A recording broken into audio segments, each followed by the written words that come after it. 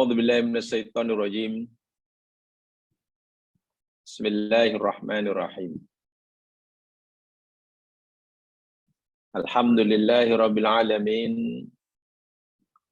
Wa bihi nasta'inu ala umurid dunya waddin. Salatu wassalamu ala asyrafil anbiya wal mursalin. Nabiyina Rasulina Muhammad wa ala alihi wa ashabihi wa atba'ihi ila yaumiddin.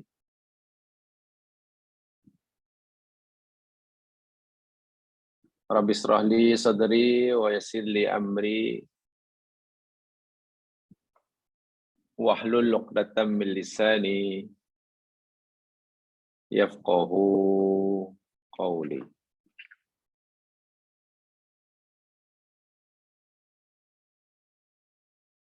Allahumma ij'alna bi ni'matika syakirin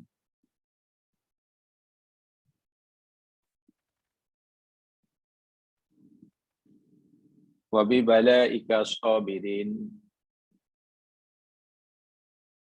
wa li qada'ika radin. Amin ya rabbal alamin.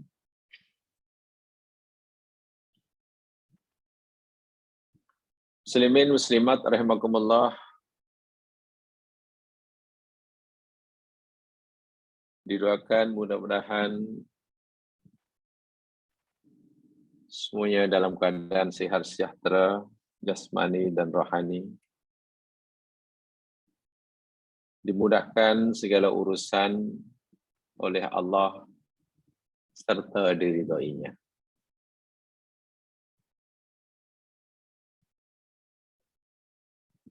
Insyaallah kita akan teruskan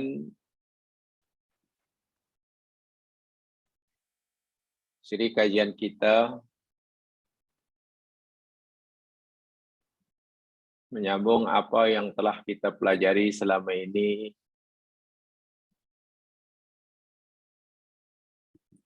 dengan tajuk Asrarul Hauqalah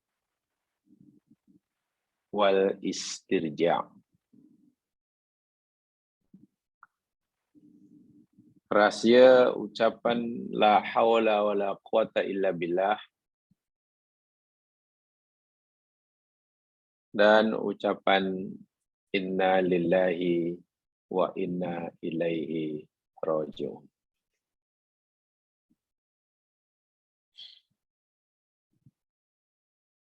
Secara umum, rahasia dua kalimat ini sebagaimana penjelasan yang telah diberikan bahwa bila seseorang itu mengucapkan kalimah la haula wala quwwata illa billah, hendaklah ia menyadari betul, sebenar-benar sedar, insaf,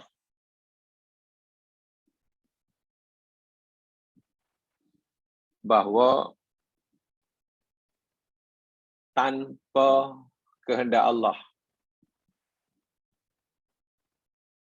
tanpa masyiah Allah, di dunia ini kita tidak boleh melakukan apa-apa.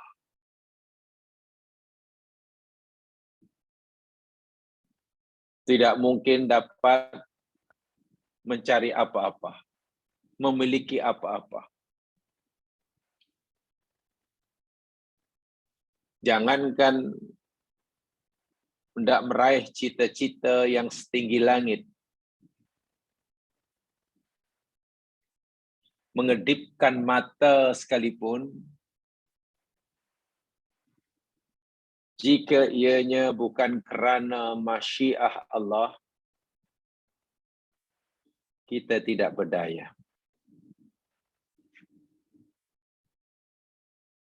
Ini bermakna ucapan la haula wala quwata illa billah ialah ucapan yang hendaknya kita sedar yang diri kita lemah selemah-lemahnya. Tidak berdaya sama sekali. Sehingga apa yang ada di tangan kita sekarang ini, yang kita nikmati, yang kita miliki, kata kita, itu semuanya adalah anugerah Allah, milik Allah.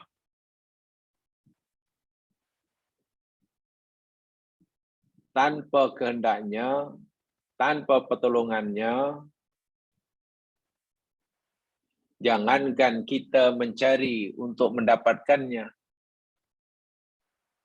Katalah jangan kita berusaha mencari untuk mendapatkan beras. Mengunyah beras yang sudah dimasak jadi nasi pun tanpa kehendaknya kita tak mampu.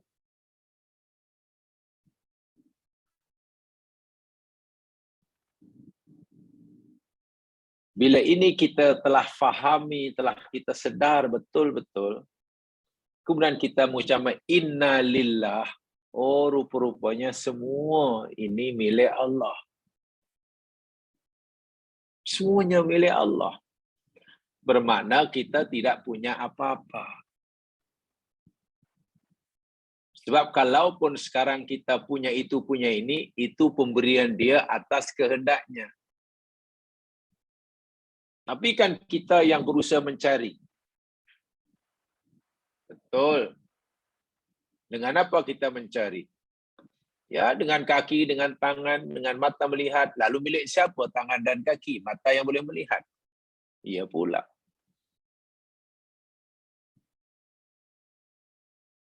Semuanya adalah anugerah, semuanya adalah milik Allah. Inna lillah.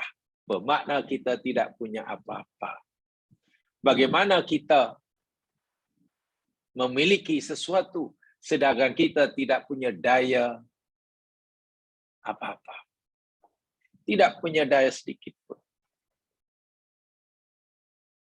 Inilah makna hauqalah, inilah makna innalillah hingga innalillah. Kita tidak punya apa-apa.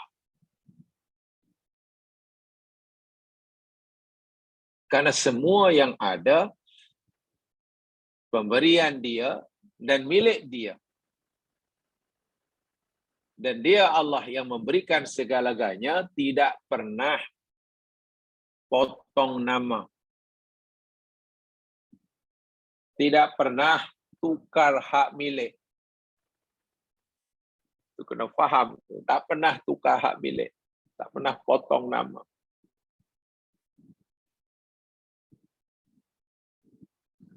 Wa inna ilahi roji'un. Nah, ini dia istirja'nya. Dan semuanya kita kembali kepadanya. Jangankan yang ada di luar diri kita, yang kita klaim sebagai milik kita, diri kita pun kembali kepadanya. Bila ia menghendaki, bila ia sudah tiba kehendaknya. Sebab itulah apa yang telah kita pelajari selama ini, bila kedua-dua perkara ini, kesedaran tidak memiliki apa-apa karena semua milik dia, kesedaran yang semuanya akan diambil olehnya. Bila itu kita fahami benar, kita camkan dalam hati kita, apa manfaatnya? Kita mendapatkan apa yang kita inginkan, tidak membuat kita lupa daratan. Bahkan kita akan menyibukkan diri kita untuk mensyukurinya, kerana jika tidak bersyukur kita berdosa. Menjaganya, bila kita tidak menjaganya kita berdosa. Dan suatu saat bila ia mengambil daripada tangan kita sesuatu yang selama ini kita merasa memilikinya, kita tidak merasa kehilangan. Itu penting sekali. Tidak merasa kehilangan. Bagaimana mungkin orang merasa kehilangan ketika Allah mengambilnya. Sedangkan selama ini pun dia tidak merasa memilikinya. Orang yang tidak pernah merasa memiliki apa-apa tidak akan merasa kehilangan apa-apa. Dan bila itu dicamkan betul-betul, diyakini betul-betul perintah suruhan Allah supaya kita bersabar. Wabasyiris sabirin. Sabarlah, sabar. Mudah. Sabar itu jadi mudah. Jadi ringan. Tidak berat. Dan bila seseorang melakukan kesabaran dengan mudah, tiba-tiba jadi mudah, sementara ganjaran sabar itu sangat tinggi, sangat besar. Disinilah kasih sayang Allah kepada hambanya itu. Mafhumnya, jika seseorang kehilangan barang, kehilangan sesuatu, kehilangan nyawa, kehilangan benda, kehilangan kesehatan, dan sebagainya, tidak mampu bersabar, ya karena puncanya ini. Penyebabnya perkara ini. Penyebabnya selama ini ia merasa dia pemiliknya. Salah siapa? Allah kata, kenapa kamu merasa memiliki sesuatu selama ini? Bukankah aku dah kata lillahi ma fis samawati wal ardh. Segala yang di langit di bumi termasuk diri kamu itu aku yang punya. Orang yang merasa memiliki pasti akan terasa sakit ketika kehilangan. Pasti. Semakin banyak yang ia klaim sebagai pemiliknya. Nanti bila Allah ambil balik, maka semakin berat, semakin bertambahlah sakitnya. Sehingga sabar menjadi sangat-sangat susah, bahkan mustahil baginya.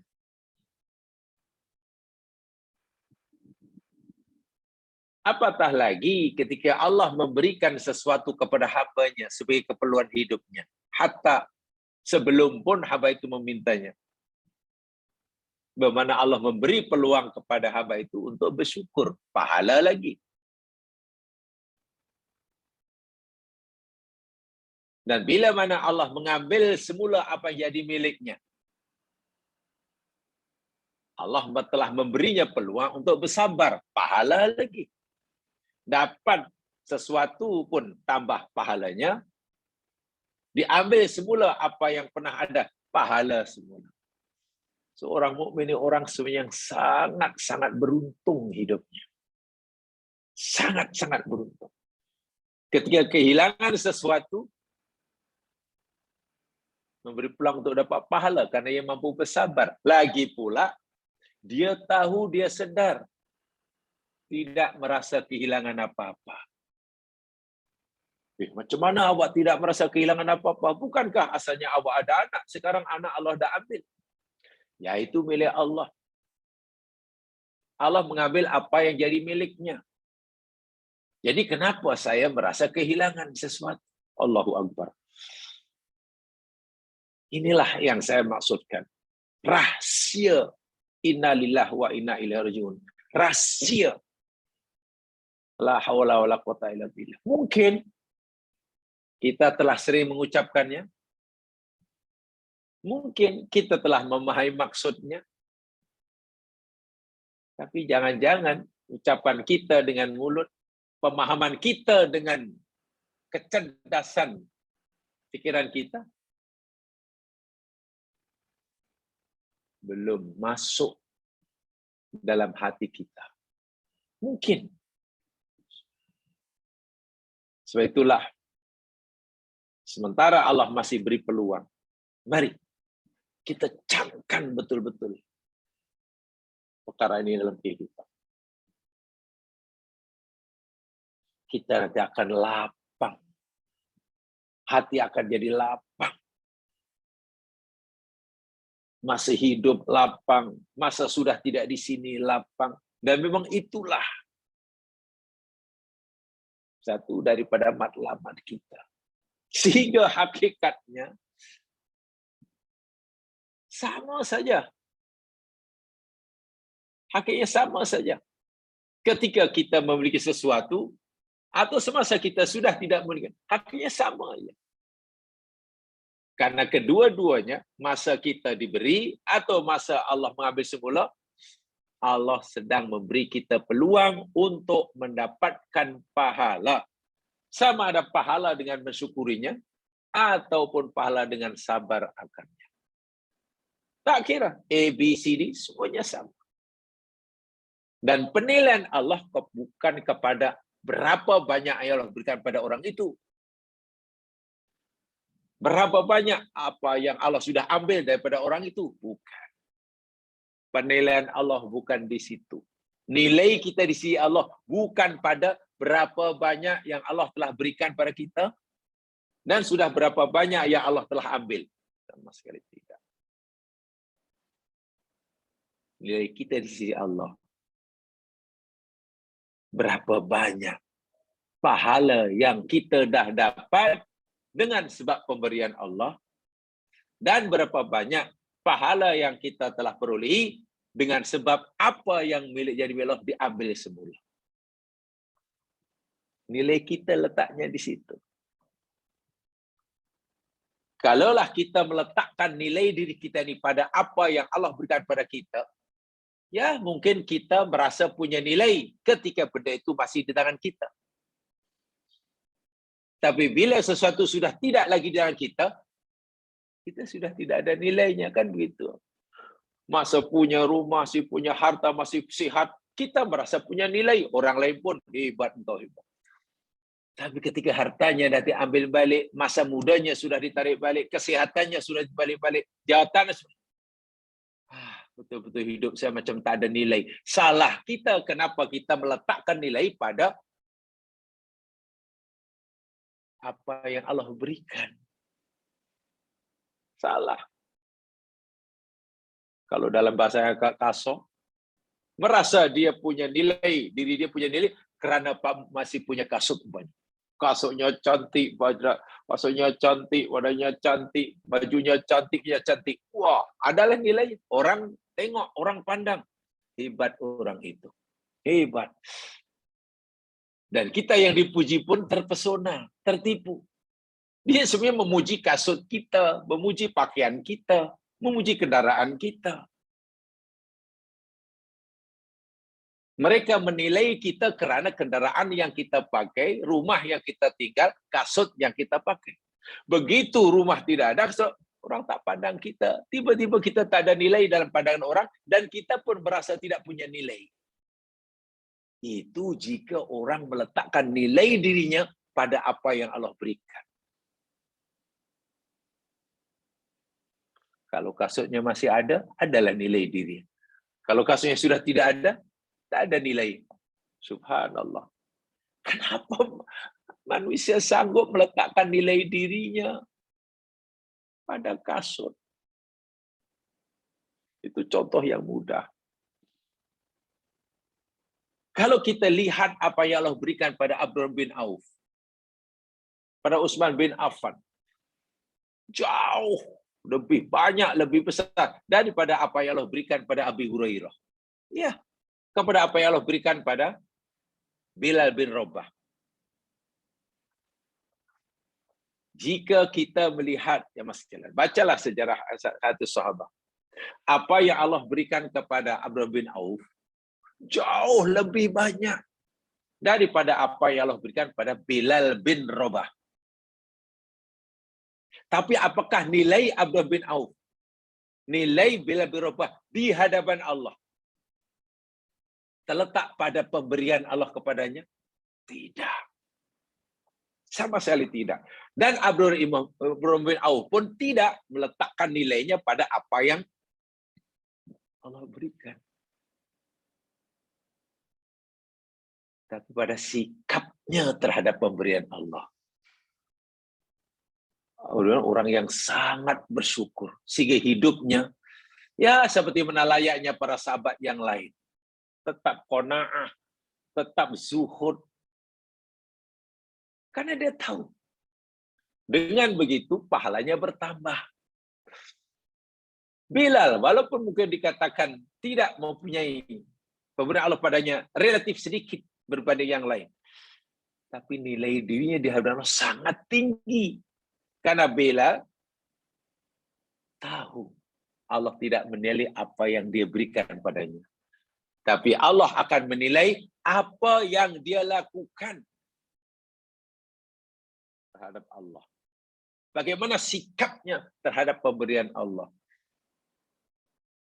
Dapat dia syukur, tak dapat dia sabar. Dia meletakkan nilainya pada syukur dan sabarnya. Bahasa yang mudah, sahabat-sahabat ini faham betul makna inna lillah wa inna ilaihi rajiun. Sehingga menjadi panduan dalam hidup. Sehingga sahabat semuanya masuk surga. Tak kira yang kaya, yang miskin, yang berdarah bangsawan, yang bekas hamba abdi, yang tinggi lampai gagah perkasa, hidung mancung, atau mungkin yang hitam, yang pendek, rambutnya keriting umpamanya. Semua masuk surga. Dan di surga nanti sama tiba-tiba, Masya Allah, remaja semuanya. Itu yang perlu kita cari dalam hidup. Mas sekalian, mari kita teruskan bacaannya. Ya, dalam nota kita mulai coba menyimpulkan di sini nampaknya ya. Bermula daripada tuh yang saya tulis dengan dakwat merah tuh. Inna lillahi wa inna ilaihi raji'un. Bermula dari situ.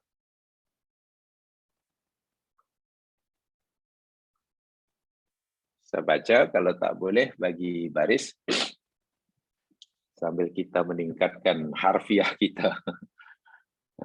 Sambil kita meningkatkan harfiah kita.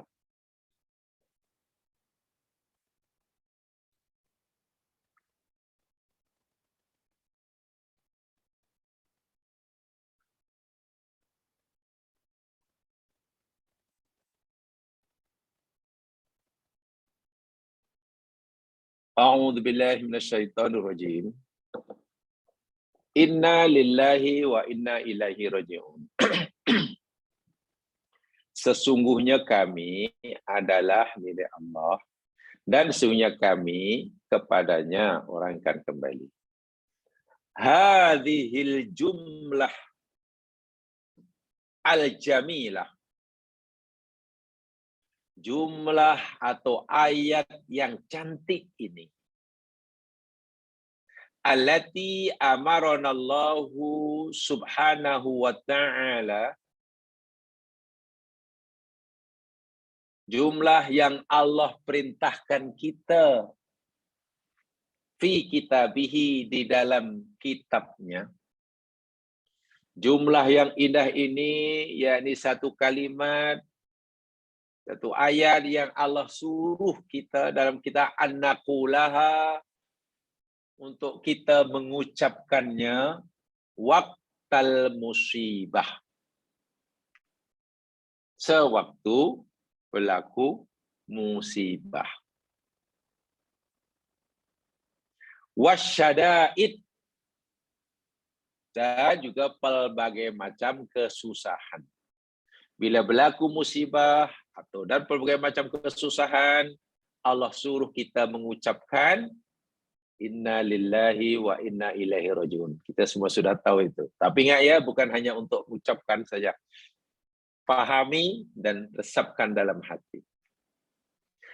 Lamma laha min atharin balighin. Kerana di dalamnya, karena bagi kalimat la inna lillahi wa inna ilaihi rajiun itu ada kesan bekas athar. Athar itu bekas balik yang betul-betul. Bekas balik itu yang sampailah, yang mendalam. Fi nufusina, di dalam diri kami. Itu wawnya buang satu lagi. Terlebih waw itu nufusina. Wa qulubina, dan hati-hati kita, wa hayatina, dan kehidupan kita. Kalimah inna lillahi wa inna ilaihi raji'un, yakni kalimat yang Allah perintahkan kita dalam Al-Quran untuk kita mengucapkannya, memahaminya, menghayatinya ketika berlaku musibah atau pelbagai macam kesusahan. Karena kalimah ini yang disusun oleh Allah sendiri akan memberikan bekas kesan yang sangat mendalam di dalam jiwa kita, hati kita, dan nanti punya pengaruh yang besar dalam kehidupan. Masalahnya, bukankah kita telah biasa mengucapkannya? Ya, selalu mengucapkannya. Bukankah kita telah memahaminya? Iya. Pertanyaannya, seberapa besar yang sudah kita rasakan ucapan ini memberi pengaruh kepada kehidupan kita? Kita ditimpa musibah, orang lain ditimpa musibah, kita dapat nikmat, orang lain dapat nikmat. Seberapa besar sebetulnya ayat ini memberi kesan kepada diri kita ketika kita menerima nikmat atau semasa nikmat itu diambil balik. Orang lain karena tidak mengucapkan atau tidak paham innalillah mendapat nikmat, akatur. Allah ambil nikmatnya, mengeluh. Orang yang paham sepatutnya tidak boleh sama dengan mereka yang belum paham. Tak boleh sama, sikapnya tak boleh sama semasa dapat nikmat dan semasa hilang nikmat. Bukan hilang sebenarnya, Allah ambil balik. Sikapnya tak boleh sama. Kalau sikap masih sama, lalu apa keistimewaan orang yang telah membaca innalillahi wa inna ilaihi raji'un dengan yang belum membacanya? Karena nanti penilaian Allah yakni pada ada tak perbezaan sikapnya dalam hidup. Ketika ditimpa musibah. Oh, yang satu Masya Allah. Yang satu dah terduduk. A, B, C, D. Ditimpa musibah yang sama. Oh, A sudah terduduk. Memang terduduklah. B mengeluh. Mengeluh, mengamuk, mengeluh. C mengeluh, walaupun tak sampai mengamuk. D, karena sudah faham dan memberi kesan dalam kehidupan, D malah tersenyum. Bersahaja. Walhal musibah yang menimpa 4 orang ini sama. Macam mana sudah terduduk sementara B masih tersenyum. Masya Allah. Alhamdulillah ala kulli hal. Nampaknya Allah sangat sayang pada diri ini.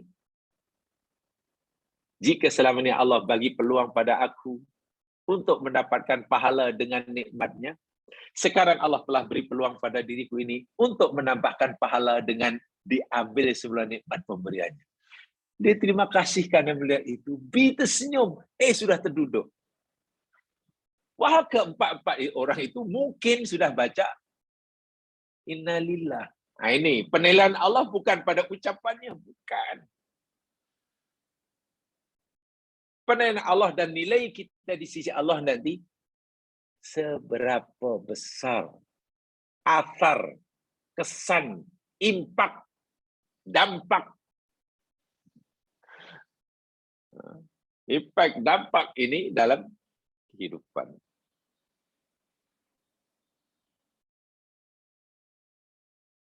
An Abi Musa al-As'ari. Daripada Abu Musa al-As'ari. Hadis Nabi. Anna Rasulullah sallallahu alaihi wasallam, bahwasanya Rasulullah sallallahu alaihi wasallam bersabda. Terjemahkan ya, tulis terjemahnya kalau tidak. untuk mudah nanti kalau buat pulang kaji. Idza mata waladul abdi. Idza apabila mata meninggal waladul abdi, anak seorang hamba. Katalah apabila seseorang itu ditinggal mati oleh anaknya, gitulah. Katalah ditinggal mati oleh anaknya bernama B. Qala Allah berfirman, limalaikatihi, kepada para malaikatnya. Allah tanya pada malaikatnya, walaupun Allah Maha mengetahui. Qabattum walada abdi, malaikatku, kamu telah mengambil nyawa, mencabut nyawa anak hambaku. Kenapa itu malaikat bukan malak? Bukankah pencabut nyawa ini hanya seorang nama malakul maut? Ya. Tapi dalam Al-Quran kita dah pelajari, mungkin ada yang pernah dengar uraian ini. Ketua malakul maut itu, ketua malaikat pencabut nyawa itu namanya malakul maut. Ketuanya satu, pembantunya ramai.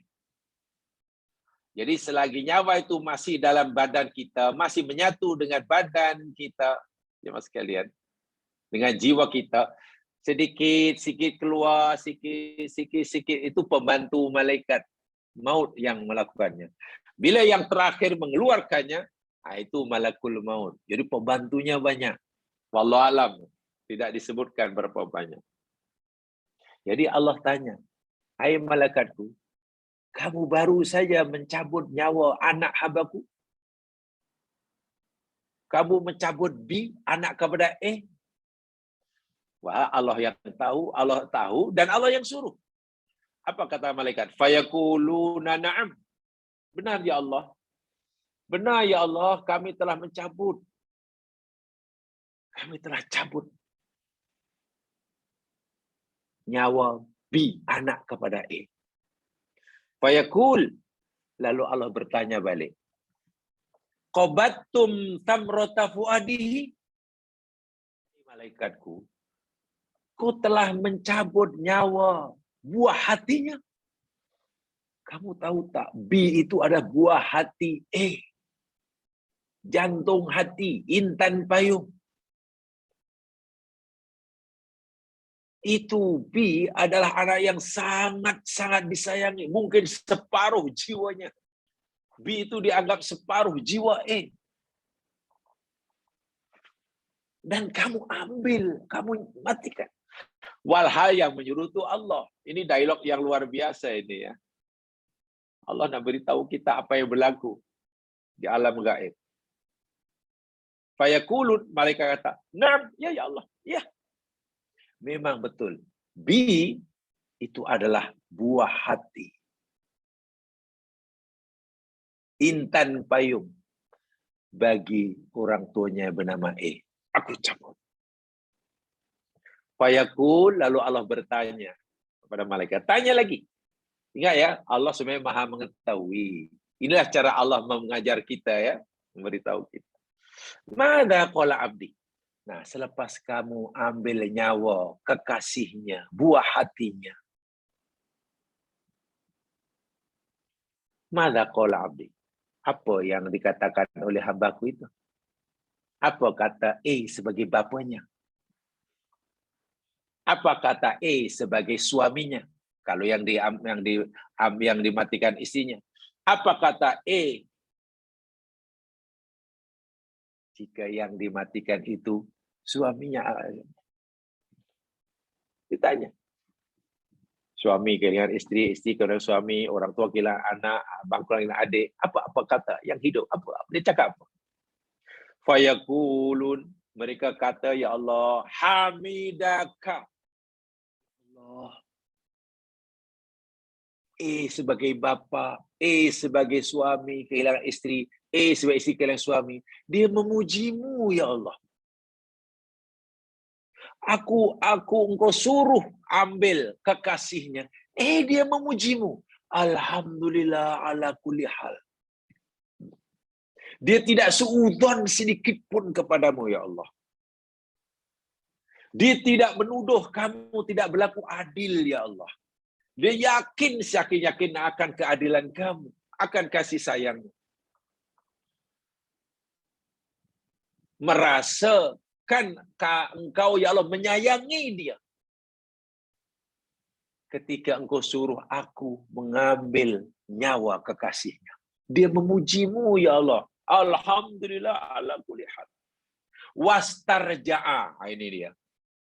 Dan dia mengucapkan inna lillahi wa inna ilaihi raji'un. Dia insaf sungguh, ya Allah, bahwa anak yang selama ini jadi buah hatinya itu adalah milikmu. Dan sekarang kamu mengambilnya. Dia berbaik sangka kepadamu. Istri yang selama ini menjadi teman hidupnya, itu adalah pemberianmu. Itu milikmu. Itu hambamu. Sekarang engkau ambil semula, ya Allah. Dia tidak merasa kehilangan. Dia kata innalillah, innalillah, innalillah. Suami yang selama ini hidup bersamanya bertahun-tahun, ya Allah. Dia yakin innalillah, dia itu milik kamu. Maka bila sekarang kau ambil dia, walaupun dia kekasihnya, dia kata wa inna ilaihi raji'un. Dia yakin dia akan kembali kepadamu sebagai pemilik. Dia memuji engkau, dia menyadari bahwa semuanya milik engkau dan engkau telah mengambil apa yang menjadi milik engkau. Fayaqulullah. Setelah malaikat memberi jawaban itu, apa kata Allah?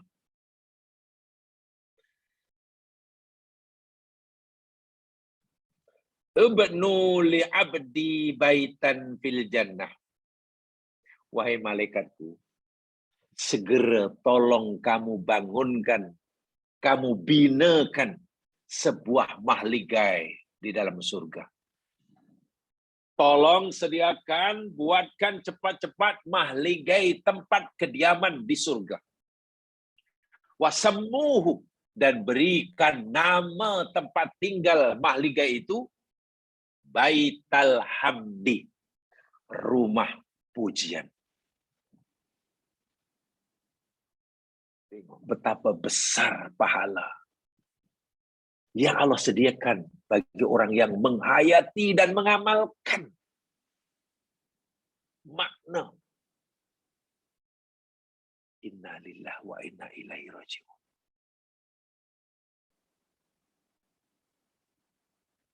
Agak-agak masih kurang menarikkah tawaran Allah seperti ini? Sehingga masih ramai yang tidak mampu bersabar bila diuji. Merasa belum tiba masanya Allah mengambilnya. Merasa Allah memberinya kesusahan yang tak sepatutnya dia lakukan. Coba. Ya mas sekalian, alangkah ruginya kita jika terlintas dalam pikiran kita, terbetik dalam hati kita,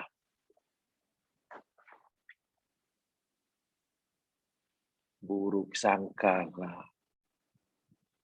merasa Allah tak berlaku adil ke, atau minimum lah dalam hati kita ingin mencari jawapan yang kita tidak tahu. Mencari jawapan dari soalan yang kita sendiri buat yang kita tak tahu. Yakni soalan kenapa? Why? Limana? Dialah tidak tujukan kepada Allah langsung, tapi hakikatnya Allah yang disoal itu seakan, ya Allah kenapa sekarang? Kenapa tak nanti? Kenapa nimpa aku? Kenapa nimpa dia? Terlintas itu aja jemaah sekalian. Allahu Akbar. Rumah yang Allah janjikan, tempat kediaman yang Allah janjikan di surga. Nama tempat tinggal itu mahliga itu yakni Baitul Hamdi. Allah cancel. Cancel. Gara-gara orang ini tak mampu sabar. Puncanya apa orang itu mengeluh? Kenapa tidak mampu bersabar? Sedang sabar itu mudah. Puncanya yakni dari awal lagi. Dia belum menghayati kalimah innalillah. Dia belum memahami, meresapkan kalimah la haula wala quwata billah. Sehingga selama ini dia merasa memiliki, merasa semuanya milik saya, milik saya, milik saya. Dan ditanamkan dalam hatinya, milik saya, milik saya. Itu kesilapan dia. Begitu Allah ambil, dia merasa Allah merampas sehingga tak puas hati.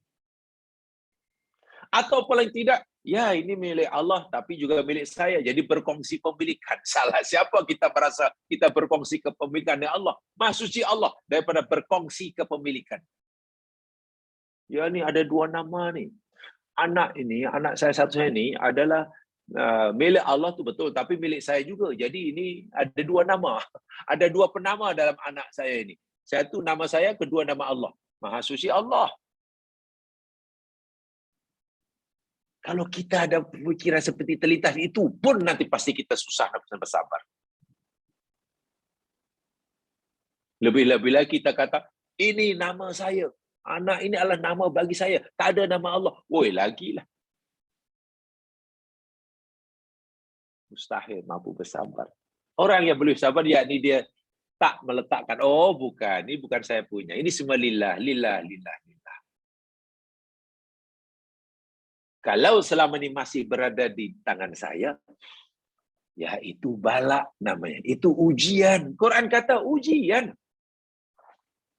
Mampu atau tidak, diri ini menjawabnya. Hadza min fadli Rabbi liyabluwani aashkur am akfur. Semuanya. Jawatan ke, pangkat ke, kesehatan ke, kemewahan ke, kedudukan ke, apa saja. Semua itu adalah ujian. Jadi kalau orang terpesona, terpedaya, dia hanya lupa menjawab. Ibarat ada kertas ujian di depannya, terpesona dengan cantiknya tulisan, cantiknya nombor, berkala-kala, tebalnya kertas. Hingga masa menjawab sudah habis 3 jam, belum sempat dijawab satu pun. Karena terpesona dengan tulisan. Cantik soalan ini ya. Cantik. Wah, hurufnya ni, oi, macam mana nak cetak macam ni? Siapa yang suruh kita terpesona dengan kertas soalan, terpesona dengan soalannya, terpesona dengan lukisan di tepi kertas soalan? Tujuan kertas soalan letak depan kita itu untuk kita jawab, bukan untuk kita terpaku, terpesona. Salah dia. Kalau itu bukan salah Allah. Maha suci Allah. Tengok ganjaran aja mas kan. Ini hadis diriwayatkan oleh Imam Ahmad dalam musnadnya. Ini hadis juga diriwayatkan Imam At-Tirmizi dalam sunannya. Hadis ini sahih. Masya Allah. Sedangkan ujian, hidup ini adalah ujian. Hidup ini adalah ujian. Maknanya tidak mungkin kita tidak uji satu demi satu silih berganti. Jadi kalau kita mampu bersabar, kita puji Allah, kita menyadari apabila Allah, berapa cantiknya lah mahligai yang Allah sediakan buat kita di surga. Namanya Baitul Hamdi. Cantik ya mas sekalian. Sangat-sangat cantik. Inilah yang sepatutnya membuat kita terpesona tadi. Terpesona. Baik. Sekarang berikut ini, ya sekalian, saya berikan beberapa rahsia daripada ucapan innalillah wa inna ilaihi raji'un, beberapa rahsia daripada istirja. Hanya beberapa sajalah yang mungkin mudah difahami, dan mudah-mudahan bila kita fahami nanti kita yakini sehingga kita mampu bersabar. Sebab sabar itu hukumnya wajib, dan masa untuk kita bersabar yang hukumnya wajib itu terhad semasa berlaku musibah. Bukan selepas berlaku musibah baru bersabar. Tidak ada nilai dia. Itu yang telah kita pelajari banyak siri dahulu. Sabar itu perintah wajib daripada Allah. Ganjarannya sangat besar. Sementara masa yang Allah peruntukkan untuk kita bersabar, itu masanya sangat terhad. Yakni semasa berlaku musibah. Bukan selepas musibah. Kata Nabi, indas sodamatil ula. Semasa hentakan pukulan yang pertama. Jadi sangat pendek. Sangat pendek. Sebab itu kita perlu kekuatan dalam diri kita. Tanpa adanya kekuatan dalam diri kita, nampaknya mustahil kita mampu bersabar. Mustahil. Tapi kalau kita ada kekuatan, dan kekuatan itu yang berupa kepahaman terhadap makna innalillah wa inna ilaihi raji'un, sabar menjadi tidak berat. Bahkan sabar menjadi sesuatu yang amat ringan. Dalam hadis tadi, Nabi memberikan contoh, orang ini bukan hanya yang sabar, bahkan memuji Allah, bersyukur. Masya Allah. Ini bukan peringkat sabar nih, sebab dia hamidaka wastarja'a. Ya Allah, dia memuji engkau, ya Allah. Dan dia istirja. Maknanya dia bukan peringkat sabar itu. Ingat ya, dahulu telah kita pelajari dalam tafsir surah Wal Asri. Bila orang ditimpa musibah kan terbagi jadi 4. Yang paling bawah namanya jazik, mengeluh. Itu salah, dosa. Itu paling bawah. Naik atas sikit namanya sobir, bersabar. Hukumnya wajib. Wajib. Naik lagi namanya rodin, ridha. Hukumnya sunat tapi lebih tinggi daripada sabar. Orang yang ridha terhadap musibah, itu makamnya lebih tinggi daripada sabar. Walaupun ridha terhadap musibah, hukumnya sunat. Sabar, hukumnya wajib. Ingin meningkatkan lagi, ada yang paling atas, namanya syakir. Ditimpa musibah, bersyukur. Bersyukur terhadap musibah, itu hukumnya sunat. Tetapi makom dan pahalanya paling tinggi. Jadi nampaknya orang yang Nabi sebut dalam hadis ini, bukan hanya sabar, sebab dia memuji Allah.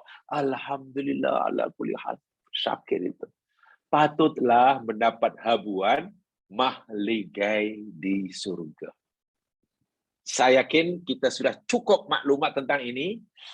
Tapi bila maklumat ini minta maaf hanya ada dalam kefahaman, bila berlaku musibah yang kita tidak sangka, ya mungkin kita terpaksa berjuang untuk bersabar. Tapi kalau kefahaman itu kita resapkan dalam hati, kita yakini, yakin seyakin-yakinnya. Ibarat kita yakin gula itu manis. Ibarat kita yakin garam itu masin. Ibarat kita yakin, apalagi umpamanya benda itu pahit, kita yakin dah. Faham dan sekarang yakin. Nanti bila suatu saat kita merasakan garam, tak terkejut karena kita dah yakin pahit. Kan tidak terkejut. Takkan dia merasa garam, kemudian garam masin. Kenapa garam masin? Maknanya dia hanya baru tahu garam masin tapi belum yakin. Tahu benda itu dah pahit. Pahit. Bunga betik, pahit. Peria, pahit. Tapi kalau hanya pernah dengar pahit, tapi belum yakin, belum rasa dalam hati, bila disuruh makan bunga betik atau peria, apa pahit ni? Kata, awak sudah tahu yang pria itu pahit. Oh, saya sudah tahu tapi nampaknya belum masuk dalam hati. Sebab itu bila makan pria terkejut. Coba kalau sudah yakin dalam hati, pahit ya, oh pahit ya betul pahit. Sudah tidak ada masalah, senyum aja. Makan gula manis, makan garam masin, makan gula manis, baginya serupa karena sudah yakin. Nah, demikian juga kekuatan bila sudah yakin innalillah itu, nanti bila berlaku musibah, ya senyum. Kalau terkejut, mana kita baru paham tapi belum yakin dalam hati. Belum meresap. Itu masalahnya. Dan itu ya PR kita masing-masing lah. PR itu pekerjaan rumah, homework lah maksudnya. Baik. Berikut ini jamaah sekalian, yakni beberapa kesimpulan daripada rahsia istrijah. 1. Inna lillahi wa inna ilaihi raji'un. Hiya ismatum minasyaitoni. Likai la yuwaswisa fi dhihnil musabi biifkarin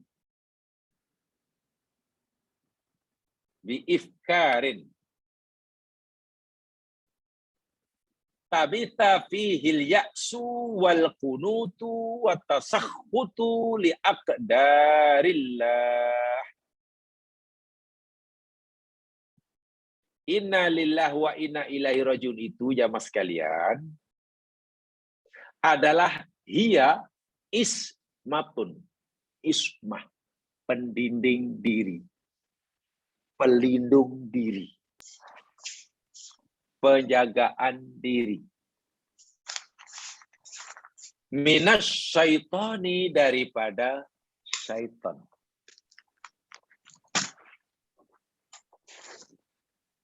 Likai la yuwaswisa, supaya syaitan tidak menimbulkan wiswasah, gangguan, keraguan.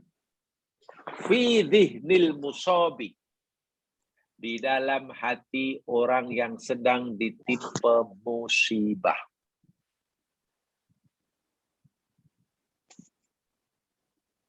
Gangguan apa? Biafkarin. Fihil ya'su, dengan pelbagai macam fikiran, lintasan dalam hati yang akan menimbulkan dengannya al-ya'su, putus asa. Al-qunud, ya putus asa juga. At-tasakhut, marah, kecewa, protes, berontak, tak puas hati. Li aqdarillah, bagi ketetapan Allah.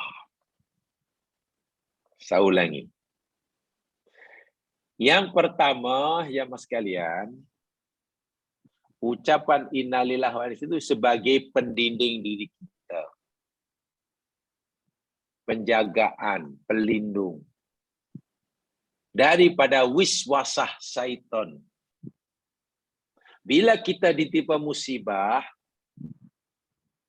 setan ini banyak di kanan kiri kita. Hendak menyesatkan kita melalui bisikan-bisikan, pikiran-pikiran, andaian, hayal-hayal yang buat terlintas dalam hati. Supaya apa? Supaya kita marah kepada qadar Allah. Supaya kita tak puas hati kepada Allah. Supaya kita putus asa habislah. Nampak kan ada kan orang bila ditinggal mati oleh kekasihnya habislah, tak apalah, tak ada maknanya aku hidup. Kita dahulu pernah dikejutkan jamaah sekalian ya. Kisah itu betul kan? Dahulu pernah dikejutkan kan? Ada seorang yang punya nama besar, terkenal, pendidikan tinggi, pandai. Yalah, kalau tak pandai takkan dipanggil yang arif. Bila dipanggil yang arif itu maknanya pandai lah. ketika ditinggal mati oleh istrinya karena sangat disayanginya, merasa hidupnya sudah tidak ada artinya, putus asa untuk meneruskan kehidupan. Karena istri yang dianggap kekasih satu-satunya, yang lebih dicintai daripada Allah yang menciptanya, mati. Akhirnya bunuh diri kapur yang arif. Coba, siapa yang membisikkan hingga sampai protes kepada Allah? Ditiba musibah, kematian orang yang mendampingi selama ini, itu kehendak Allah. Lalu dia protes, tak puas hati pada Allah, marah pada Allah, putus asa untuk meneruskan kehidupan. Sehingga ia bunuh diri. Dia ingat dengan bunuh diri, maknanya sama mati, jumpa di alam barzakh, boleh duduk semua lagi, dia fikir. Wa'iyadzubillah. Anda kan pernah berlaku di negeri ini. Wa'iyadzubillah. Sampai begitu sekali. Kecewanya, putus asa habis. Dan mula-mula daripada protes pada Allah tadilah. Marah pada Allah. Ini dosa besar. Siapa yang membisikkan benda-benda seperti ini? Iblis dan syaitan. Macam mana supaya kita selamat daripada bisikan iblis, gangguan iblis, lebih-lebih lagi ketika kita ditimpa musibah? Allah suruh kita bersabar. Hayati makna sebenar ucapan inna lillahi wa inna ilaihi raji'un. Bak kata dalam hadis Nabi tadilah. Oh ya Allah. Dia memuji Allah. Dia istirja. Istirja itu menjadi pendinding diri. Setan lari yang sekalian. Setan lari. Beruntung tak beruntung. Beruntung. Walhal mungkin katalah kalau dia tidak putus asa, sehari dua putus asa hidup, seakan-akan dah tak ada masa depannya, tiada esok bagimu, seakan-akan. Karena ditinggal mati oleh orang sangat disayangi, atau kalau peniaga jatuh bankrupt, atau kalau sakit berobat tak sembuh-sembuh, akhirnya putus harapan, seakan-akan tiada esok bagimu. Itu dosa. La taqnatu min rahmatillah. Hingga kemuncaknya sampai ada yang bunuh diri itulah.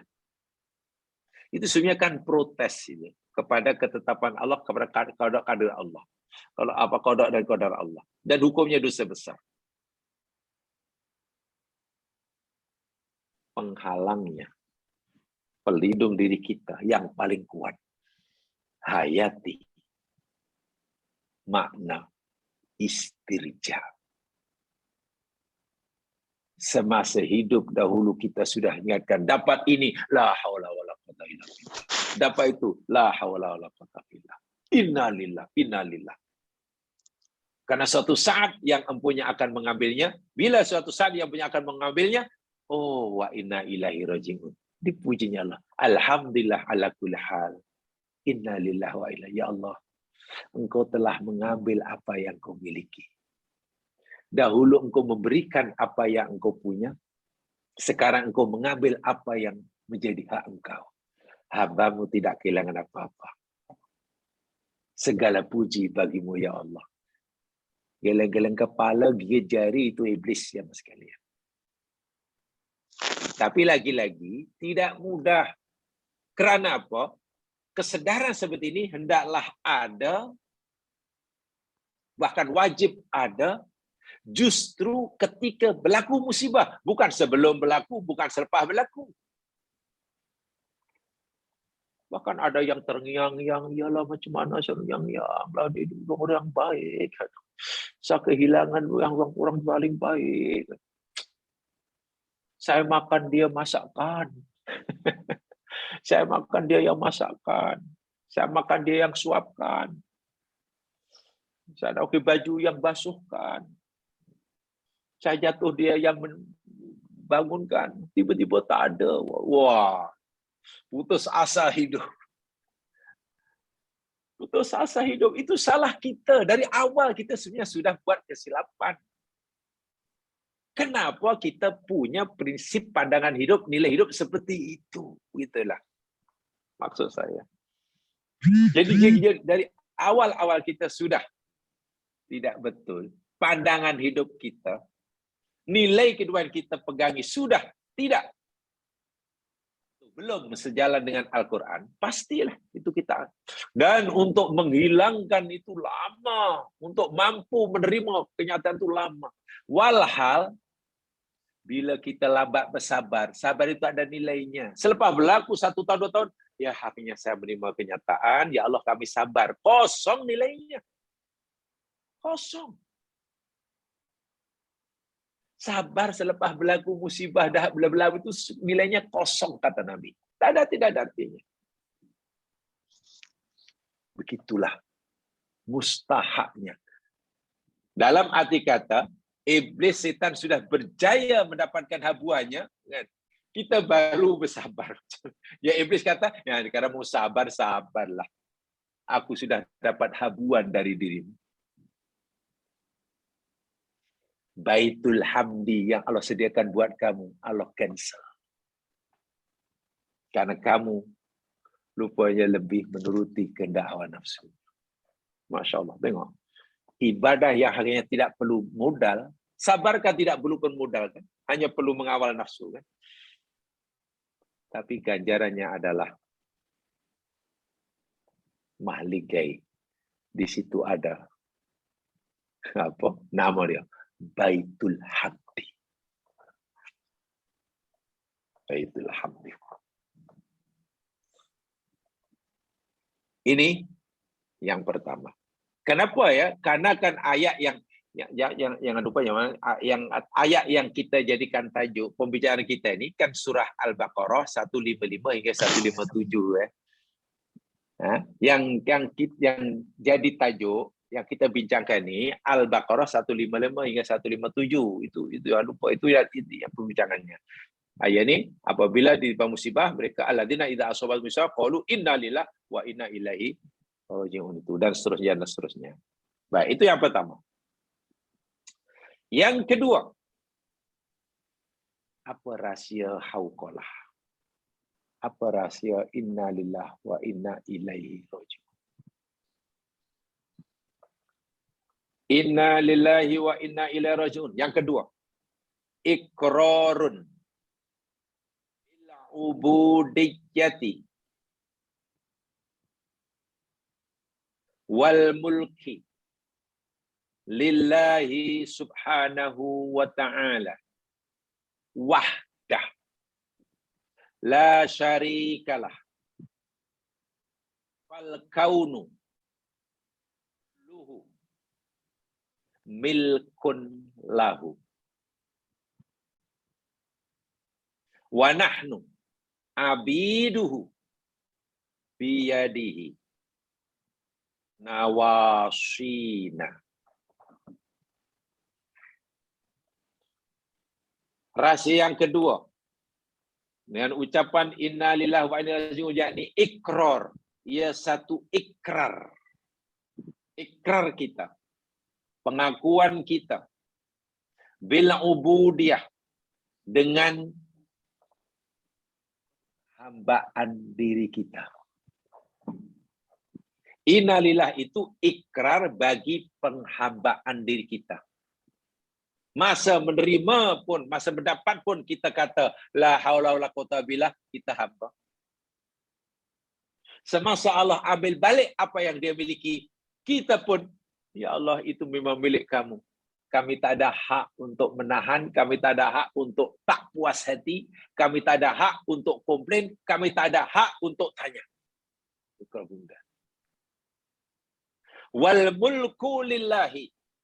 Kalau dibaca wal mulku mana dan segala kekuasaan itu milik Allah. Kita la haula wala quwwata illa billah. Boleh juga dibaca wal milku lillah dan segala kepemilikan milik Allah. Jadi kalau kita baca wal mulku lillah itu makna la haula wala quwwata illa billah. Kalau kita baca wal milku lillah, itulah makna inna lillahi wa inna ilaihi raji'un. pengakuan terhadap itu. Ikrar akan ubudah, perhambaan diri kita hanya kepada Allah. Ikrar pengakuan bahwa segala kekuasaan, segala kepemilikan itu adalah milik Allah sahaja. Tidak ada sekutu. Fal kaunu, alam semesta, segala penciptaan yang ada di alam semesta, kulluhu, semuanya milkun lahu, miliknya, hak dia, kepunyaannya. Kalau semua adalah milik Allah, semua, lalu kita ini siapa? Wa nahnu abidu. Dan kita semua adalah hamba abdinya. Biyadihi, karena kita ini hamba abdinya, bumi langit dan isinya milik dia. Biyadihi, di genggaman tangannya. Nawasina, ubun-ubun kita. Nawasina, ubun-ubun kita. Ya mas sekalian, kenapa disebut nawasina? Kenapa tak anfusana ke, anfusuna ke, arwahuna ke, ayununa ke, nawasi? Saya tak pasti sama ada dahulu kita telah belajar di kelas ini atau belum. Nawasi, jamak daripada nasyah ini dalam Al-Quran, yakni kenapa ya? Karena kepribadian manusia atau nasyah itu ubun-ubun bahasa Melayu. Frontal lobe dalam bahasa istilahnya. Lobus frontalis kalau bahasa sayanya. Jadi otak bagian hadapan itu telah diketahui rahasianya oleh sarjana modern. Disitulah sebenarnya cerminan saksiah seseorang, saksiah kepribadian. Orang itu jujur ke tak jujur, ke patuh ke tak patuh, ke taat ke tak taat, ke nak sabar ke nak mengeluh, ke nak puas hati ke tak nak puas hati, ke nak redha ke tak nak redha, nak buat ke tak nak buat, itu arahan semua itu jamaah sekalian rupanya daripada otak bagian depan. Luar biasa. Otak bagian depan. Bila ada perintah, sabarlah. Lalu kita, nak sabar ke tidak? Sabar kan boleh, sabar. Itu yang bekerja, bukan otak kanan, bukan otak kiri, bukan otak belakang, bukan otak tengah, tapi nasyah. Allah berfirman, bila bersabar nanti akan aku berikan kamu rumah di surga, namanya Baitul Hamdi. Nak percaya atau nak mendustakan? Nak beriman atau nak menafikan? Itu arahannya daripada otak bagian depan. Nak cakap bohong atau nak cakap jujur? Itu yang mengarahkan otak bagian depan. Dan itu bukan rahasia lagi, dikaji jamaah sekali. Saya pernah sampaikan atau kita tahu lah. Tapi sama ada di kelas ini atau di kelas lain. Tapi saya pernah ulas panjang lebar tentang rahasia nasyah ini. Sehingga pernah dibuat kajian modern. Pasang berbagai peralatan medis, wayar penuh, dan orang tu diwawancara. Jika orang tu bercakap benar, jujur, lurus pendul, otak bagian hadapan dipanggil nasyah, lobus frontalis, boleh katakan hampir tidak ada aktiviti. Di otak bagian depan hampir tidak ada aktiviti. Mana tenang setenang-tenangnya bila orang itu bercakap jujur. Begitu orang memilih untuk berbohong, diwawancara dan dia bermilih, ditanya dan dia memilih untuk berbohong, mereka cipta. Tiba-tiba aktiviti otak bagian depannya, kita panggil ubun-ubunnya, meningkat. Jadi orang yang berbohong ni otaknya penat sekalian. Sehingga otak bagian depan itu boleh sebagian mewakili, ya, merepresentasikan kepribadian seseorang. Sebab itu ia di genggaman Allah Subhanahu wa Ta'ala, karena kita hamba. Sebab itu mohonlah pada Allah, ya Allah, innalillahi wa inna ilaihi raji'un. A'udzubillahi. Itu kita mohon pada Allah agar Allah bantu otak kita bagian depan ini berfikir, mengambil keputusan sesuai dengan kehendaknya. Itu yang kedua. Jadi bila kita sudah innalillahi wa inna ilaihi raji'un, kita adalah sedar yang kita ini hamba. Bila hamba, la haula wala quwata illa billah. Bila itu sudah meresap, mana ada ruang untuk takabur, mana ada ruang untuk takatsur, mana ada ruang untuk lupa daratan bila senang. Kan kita la haula wala quwata illa billah. Bila sudah paham, sudah ikrar tentang ubudiyah, wal mulku, segala kekuasaan bila hanya milik Allah, mana ada peluang untuk takabur, mana ada peluang untuk mengeluh bila tiba kesusahan. Mungkin boleh di-mute-kan itu dia punya audio, Puan Yati, Puan Salha. Tolong mute-kan, itu tak mute itu dia punya audio dia. Ada dua itu, Puan Salha, Puan Yati Dum. Tolong.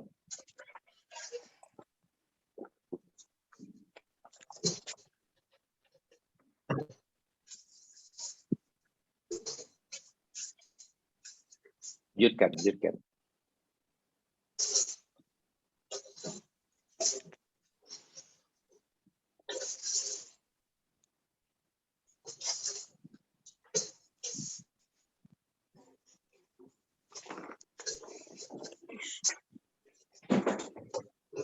Ya, dua itu. Puan Salha, Puan Yati, kalau mute kan, kita tolong.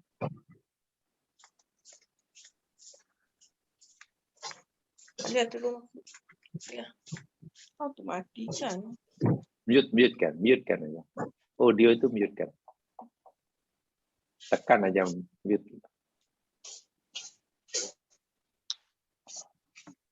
Nggak pasal saya punya AirPod. Saya sangat kat telinga bila ada suara itu dengar selalu kuat.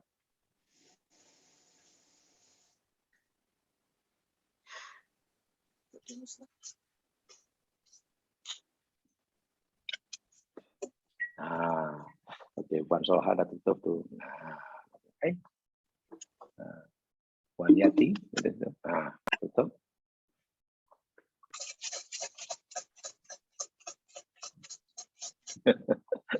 Susah nak tutup ya.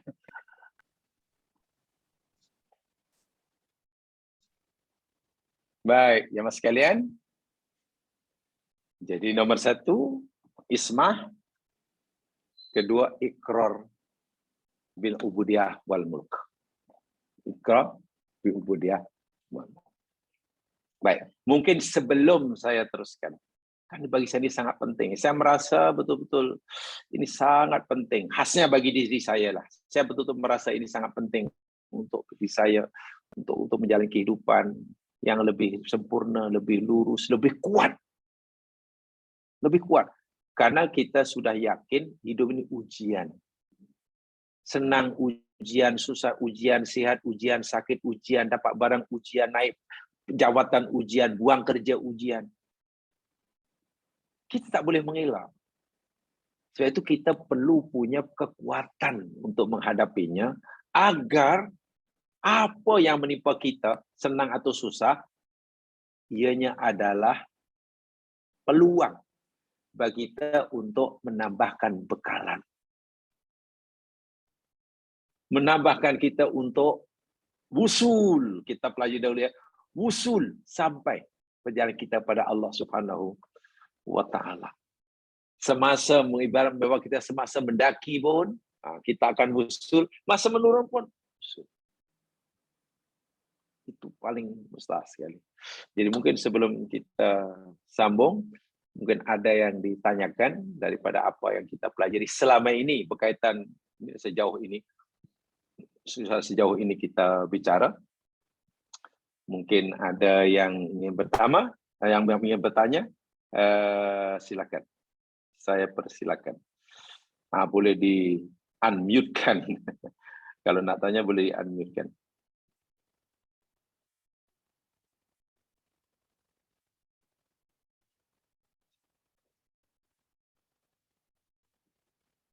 Sila.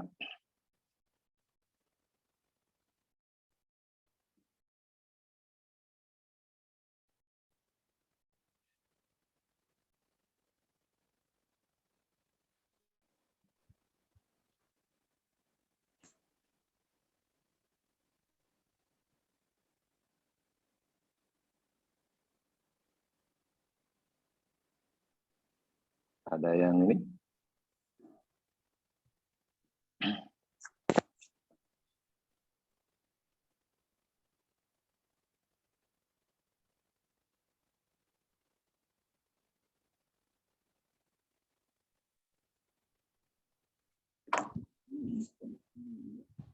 Tidak ada.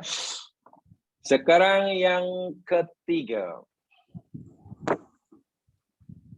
Inna lillahi wa inna ilaihi raji'un.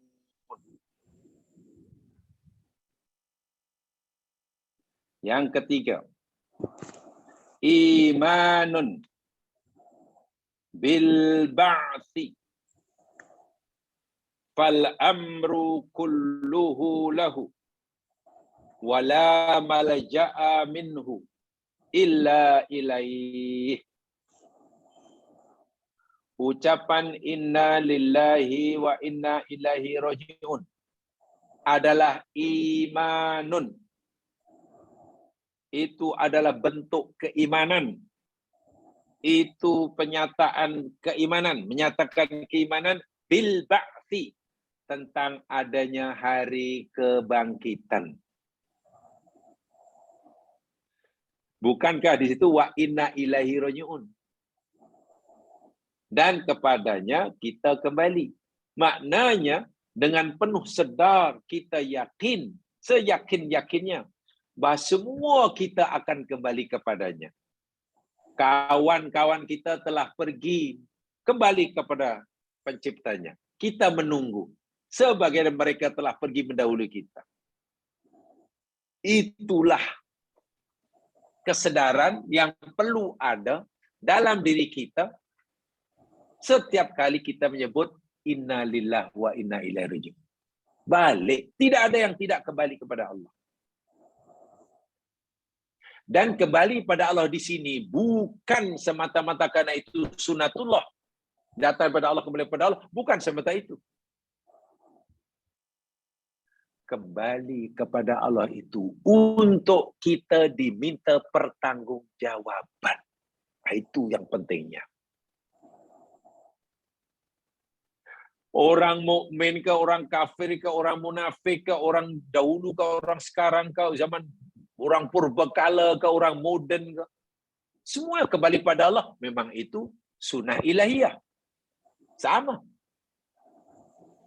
Yang mati dikubur ke, yang mati dibakar ke, yang mati dimakan di rimau ke, yang mati ditelan di ular sawah ke. Semua kembali pada Allah. Karena memang itu sunnah ilahiyahnya. Tapi yang jadi perhatian, bagi kita ialah pertanggungjawaban. Itu yang perlu kita pikir. Sudahkah kita punya persiapan yang cukup untuk mempertanggungjawabkan setiap perbuatan yang kita lakukan Ima yang kita buat, wa ima kita tinggalkan. Jamaah sekalian, terus terang ya, jamaah sekalian. Ini secara pribadi ya, mungkin jamaah pun merasa begitu.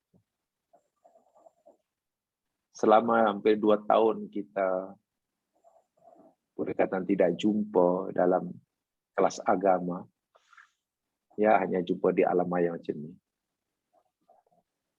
Sudah 2 tahun lebih kurang,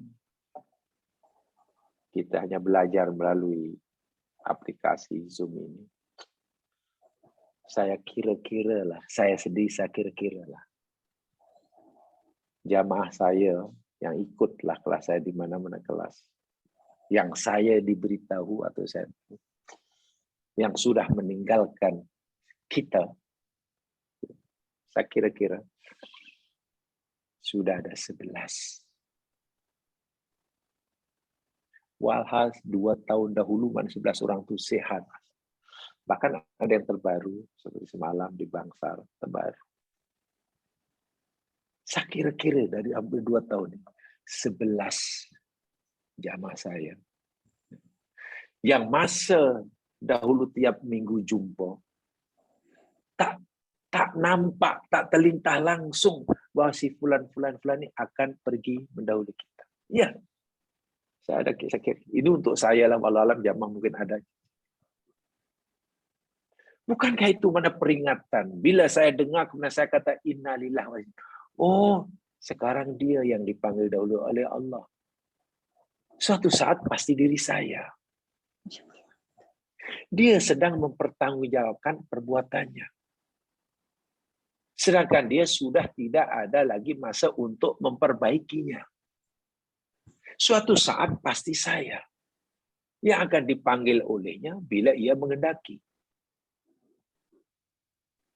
Sementara saya sekarang ini masih diberi peluang untuk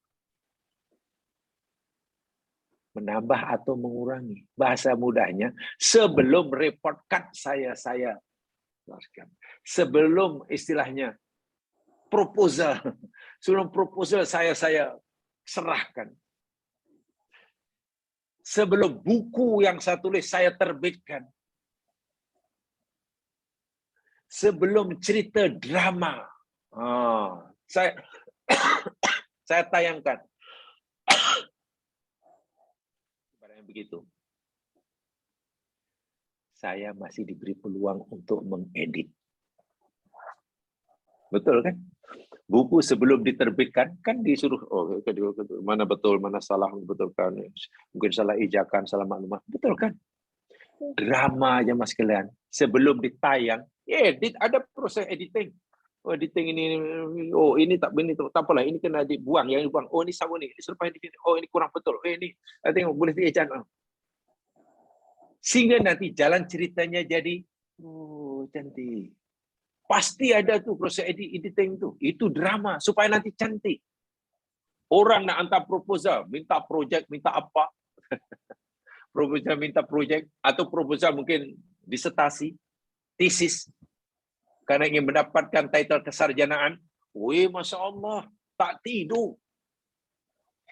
Dan itu saya yakin semua mengalami ketika mau menyerahkan tesis, apalagi nak diadakan satu munakosah. Munakosah itu kan apa? Diuji itulah, diuji depan pensarah-pensarah yang pandai-pandai. Tak boleh tidur. Berapa kali itu jatuh, dua semua. Ini betul ke tak betul? Ini rujukannya mana? Ini sudah cukup rujukan, ini betul ke rujukannya? Saya ingat masa itu, saya betul-betul boleh itu, apalagi masa itu mana? Masa saya tak ada komputer. Sudah ada tapi tak mampu beli. Yang punya mungkin orang pandang benda besar. Pakai typewriter itu yang kedebuk. Itu pun saya tak punya. Terpaksa saya serahkan nota itu ke ada satu kedai yang tukang typewriter. Tolong cek typekan ini. Ya, mengupah. Selepas itu rujuk, kata rujukan ini menrujukannya berapa, kitab apa, ada tak saya kitabnya? Kalau tidak saya cari, pinjam. Betul ke? Tak tidur. Itu baru nak menguatkan tesis. Disertasi. Nanti diuji saya boleh jawab. Kalau profesor ditanya boleh jaga berita. Sekarang Buku catatan kita itu nanti kita akan diserahkan oleh malaikat kepada Allah Subhanahu wa taala. Sekarang kalau kita lihai sebenarnya. Sekarang inilah masa untuk kita untuk buat islah, koreksi, check and recheck. Saya masih ingat, saya kira-kira 11 orang jamaah. Dan saya kenal semuanya. Iyalah kalau dah biasa jumpa tuh kenal. Ada yang laki, ada perempuan. Ada yang nama tidak kenal, tapi setelah ditunjuk gambarnya baru, oh ini rupanya si fulan. Coba baru 2 tahun. Itu yang saya kenal, wallahualam yang saya tidak kenal. Jadi bila saya menyebut innalillahi wa inna ilaihi raji'un, maknanya saya suatu saat akan mengikuti jalan mereka. Yang pergi itu belum masalah, tidak semestinya minta maaf, lebih berumur daripada saya. Tidak, ada yang lebih muda daripada saya. Aduh, ya Allah. Ada yang lebih muda daripada saya. Bukan semestinya lebih tua. Saya tidak boleh merasa, saya lebih muda, dia lebih tua, mesti dulu. Mana ada jaminan? Tidak ada jaminan orang muda pergi lambat, yang tua pergi dulu. Tak ada jaminan. Budak 5 tahun meninggal pun ada. Sebab itu innalillah itu hendaklah dipahami sejauh itu. Bukan hanya innalillah wa inna ilaihi raji'un. Sebab itu kadang saya, ya baguslah kalau ada kematian kita kata telah menenang innalillah, bagus. Tapi semasa kita nak hantar itu tolong dicamkan. Masya Allah, innalillah. Camkan dahulu. Bukan hanya ucapan biasa. Supaya memberi kesan dalam kehidupan kita. Karena innalillah itu yakni kepercayaan, keyakinan kita akan adanya hari kebangkitan. Sekejap ni. Kenapa Jam? Hari ni ada kelas ya? Sekejap. Keyakinan, keimanan kita tengah ada tazkirah ni. akan adanya hari kebangkitan. Yang tengah ada tazkirah. Ya, sekejap lagi akan habis insya-Allah cikgu. Dan Assalamualaikum kita Jam. akan dipertanggungjawabkan. Ya. Ya. La malja'a al-amru kulluhu lahu. Kenapa? Lah, yang ada tazkirah sekarang ni. Tak Halo? mute-kan dulu tu. Mute-kan dulu.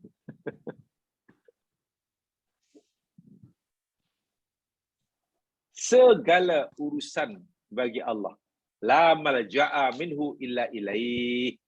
Tidak ada tempat berlindung, tidak ada tempat untuk kembali kecuali kepadanya.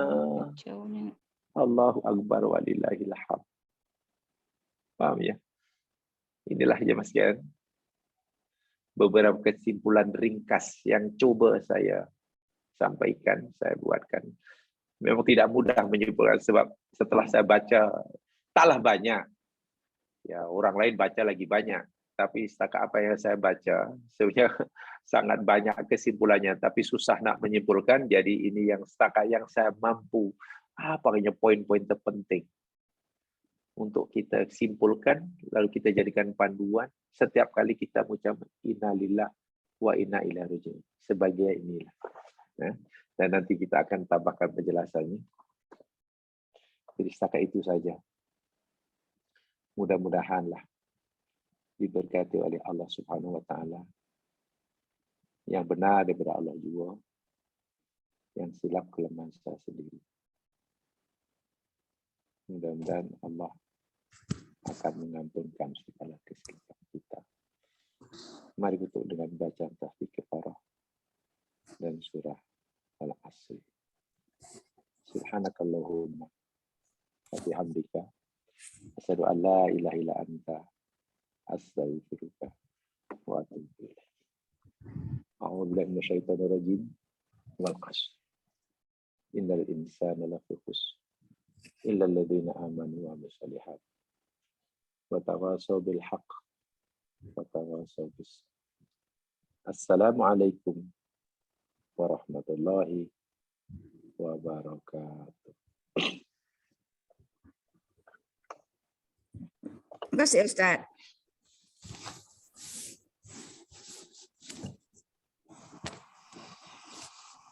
Terima kasih Ustaz. Assalamualaikum.